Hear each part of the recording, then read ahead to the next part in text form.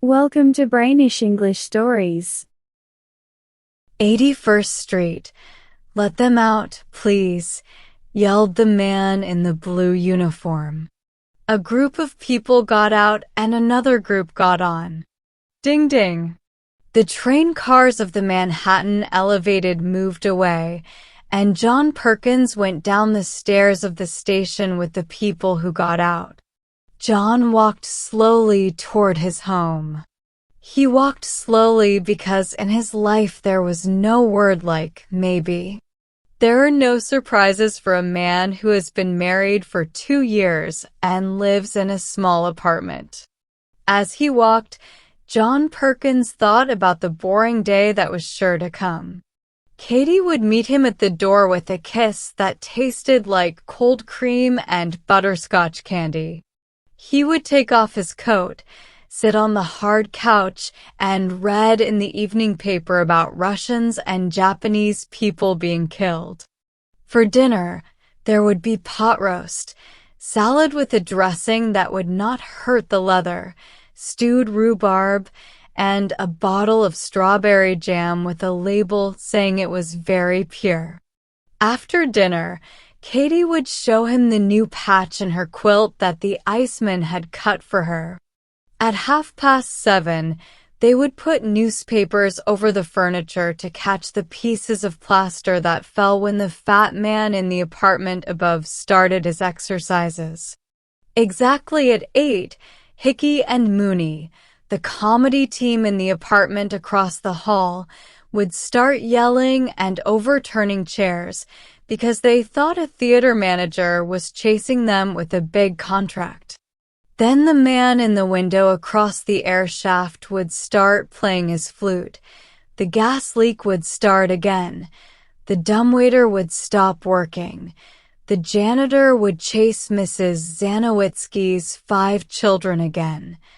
The lady with the fancy shoes and little dog would come downstairs and put her Thursday name on her bell and mailbox, and the evening routine of the Frogmore Flats would begin.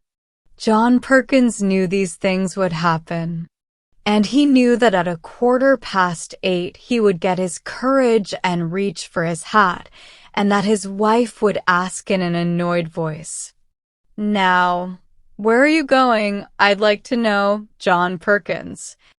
"I thought I'd go to McCloskey's," he would answer, and play a game or 2 of pool with the guys. Lately, this was John Perkins's habit. At 10 or 11, he would come back. Sometimes Katie would be asleep.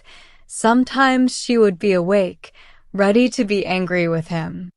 For these things, Cupid will have to answer when he stands at the bar of justice with his victims from the Frogmore Flats. Tonight, John Perkins found a big surprise when he reached his door. Katie was not there with her sweet kiss. The 3 rooms were in a big mess. Her things were everywhere. Shoes in the middle of the floor, curling tongs, hair bows, kimonos, powder box, all mixed up on the dresser and chairs. This was not Katie's way. With a sad heart, John saw the comb with some of her brown hair in it. She must have been in a big hurry because she always put her hair carefully in the little blue vase on the mantel to be used later. Hanging from the gas light by a string was a folded paper. John took it. It was a note from his wife. It said, "Dear John, I just got a message saying Mother is very sick. I am going to take the 4:30 train. Brother Sam is going to meet me at the train station there. There is cold meat in the icebox. I hope it isn't her throat problem again. Pay the milkman 50 cents. She had it bad last spring. Don't forget to write to the company about the gas meter, and your good socks are in the top drawer. I will write tomorrow. In a hurry, Katie." Never in their 2 years of marriage had he and Katie been apart for a night. John read the note over and over, feeling very surprised. This was a break in a routine that never changed, and it left him confused. There on the back of a chair hung, empty and shapeless, the red robe with black dots that she always wore while making meals. Her weekday clothes had been thrown here and there in her hurry. A little paper bag of her favorite butterscotch lay with its string still tied. A newspaper was on the floor, with a piece cut out where a train schedule had been. Everything in the room felt like a loss, like something important was gone. John Perkins stood among the mess with a strange feeling of sadness in his heart. He began to tidy up the rooms as best as he could. When he touched her clothes, he felt a little scared. He had never thought about life without Katie. She had become so much a part of his life that she was like the air he breathed, important but not noticed. Now, without warning, she was gone, disappeared, as if she had never been there. Of course, it would be only for a few days, or at most a week or two, but it seemed to him as if the very hand of death had pointed at his safe and uneventful home. John took the cold meat from the icebox, made coffee, and sat down to a lonely meal face to face with the strawberry jam's pure label. He now missed the pot roasts and the salad with tan dressing. His home was broken. A sick mother-in-law had turned his home upside down. After his lonely meal, John sat at a front window. He did not want to smoke. Outside, the city called to him to come join in its fun and pleasure. The night was his.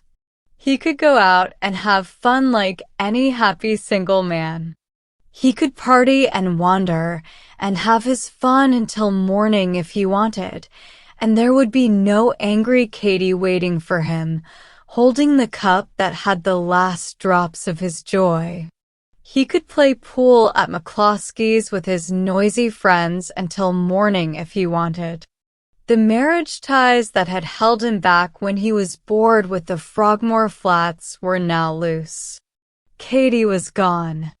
John Perkins was not used to thinking about his feelings. But as he sat in his small living room without Katie, he found out why he felt so bad. He knew now that Katie was needed for his happiness. His love for her, forgotten because of the boring routine of home life, had been strongly awakened by her absence. Haven't we heard many times that we never value the music until the sweet bird has flown away? I've been really foolish, thought John Perkins. I've been treating Katie badly. Going out every night playing pool and hanging out with the boys instead of staying home with her. The poor girl here all alone with nothing to do, and me acting like that. John Perkins, you are the worst kind of person. I'm going to make it up to her. I'll take her out and let her have some fun. And I'll stop hanging out with the McCloskey gang right now. Yes, there was the city outside calling for John Perkins to come and have fun. And at McCloskey's the boys were playing pool, waiting for the nightly game. But no fun or pool could make the sad soul of Perkins happy. The thing that was his, lightly held and half ignored, had been taken away from him, and he wanted it back. Like a man named Adam, who was kicked out of the garden, could Perkins trace his sadness. Near John Perkins stood a chair. On the back of it was Katie's blue shirt. It still held the shape of her body. In the middle of the sleeves were small wrinkles made by her arms while she worked for his comfort and happiness. A light smell of bluebells came from it. John took it and looked long and seriously at the unresponsive fabric. Katie had never been unresponsive. Tears, yes, Tears came into John Perkins's eyes. When she came back, things would be different. He would make up for all his neglect. What was life without her? The door opened. Katie walked in carrying a small bag. John stared at her with surprise. "My, I'm glad to be back," said Katie. Mom wasn't very sick. Sam was at the train station and said she just had a little problem and got better soon after they sent the telegram. So I took the next train back.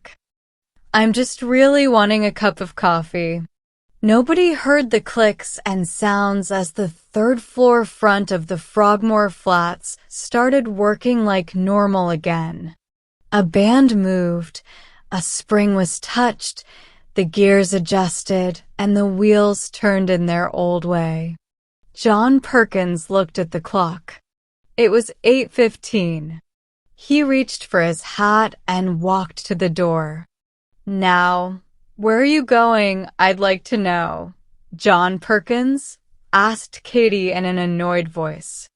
"Thought I'd go up to McCloskey's," said John, "and play a game or two of pool with the guys."